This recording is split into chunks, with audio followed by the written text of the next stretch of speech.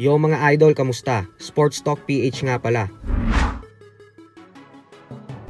Ang banat ni Eddie Hearn, pag-usapan natin yan mga idol. Ngunit bago ang lahat ay huwag kakalimutang mag-subscribe at i-click ang notification bell button for more sports talk. So tila hindi nga po naging maganda ang reaksyon ng Matchroom Boxing promoter Eddie Hearn patungkol sa pagbabalik ng ating pambansang kamao Manny Pacquiao sa buwan ng Hulyo para sa isang world title fight laban kay WBC World Champion Mario Barrios. Bumanat po kasi si Eddie Hearn na hindi daw matatalo ni Pacquiao si Barrios kahit kailan. At partida pa daw kasi hindi naman daw kagalingan na boksingero si Barrios. Paliwanag ni Hearn na hindi na daw dapat lumalaban pa si Pacquiao at lalong hindi daw dapat ito dapat bigyan ng isang world title fight. Bukod dyan ay dismayado daw siya sa WBC kasi hindi daw aktibo si Pacman sa loob ng halos 5 taon tapos biglaan itong pinasok sa top 5 welterweight world rankings ng WBC. Pero base nga po sa mga komento ng fans ay mukhang masama lang daw ang loob ni Hearn kay Pacquiao kasi magmula pa umano noon ay kating-kati na ito na maka-experience na makalaban ng mga fighters niya si Pacquiao.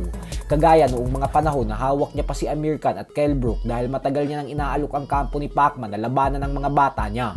Pero sa kasamaang palad ay kailanman ay hindi siya nagkaroon ng pagkakataon na maambunan ng limpak-limpak na milyones na posible niyang kitain bilang promoter kapag naging parte siya sa isa sa mga laban ng nag-iisang 8 Division World Champion.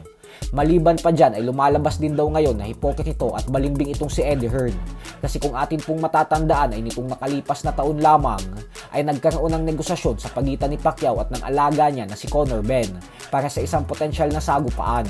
At sa mga oras na yon ay sinabi ni Hearn na kahit daw matanda na si Pacman ay hindi pa din umano nawawala ang tibay at lakas nito. Kaya naman napakagandang laban daw nito para sa bata niyang si Conor Benn.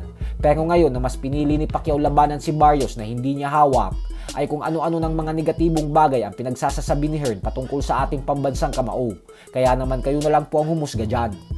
Sa kabilang banda naman mga idol ay tanong nga po ngayon ng karamihan ay kung duwag daw ba talaga ang 2 Division Undisputed World Champion Japanese Monster na Naoya Inoue.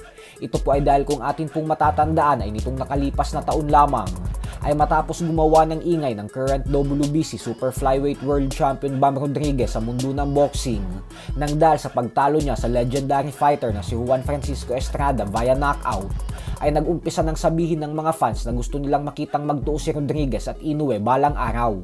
Pero sinabi nga po noon ni Inoue na hindi daw siya interesadong harapin si Rodriguez kasi masyado daw itong maliit para sa kanya gawa ng sa 115-pound Super Flyweight Division lamang ito lumalaban.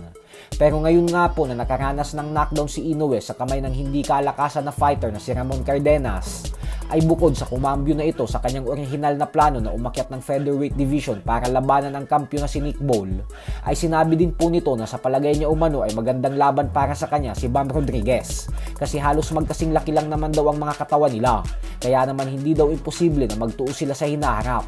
Interesado daw siya na gawin ang laban nila depende sa mapagkakasunduan. Taliwas po ito sa sinabi niya dati. So hanggang dito na lang po muna tayo mga idol.